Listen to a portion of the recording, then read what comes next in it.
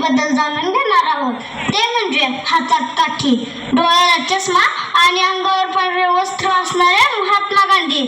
सत्य आणि अहिंसेच्या मार्गाने चालणारे आपले राष्ट्रपिता मोहनदास करमचंद गांधी.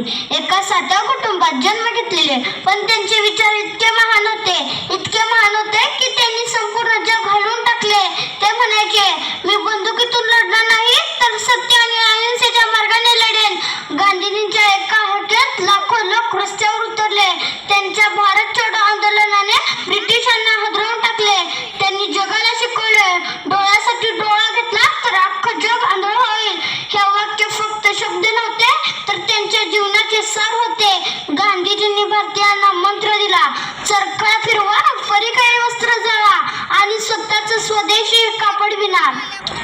गांधीजींना तुरुंगवास सोसावा लागला, मारहाण सोसावी लागली, अपमान सहन करावा लागला, पण ते कधी डगमगले नाहीत. ते ठामपणे म्हणाले, मी स्वतः तुरुंगात जाईन पण माझा भारत देश कधीच झुकणार नाही. आणि म्हणूनच लोकांनी त्यांना नाव दिले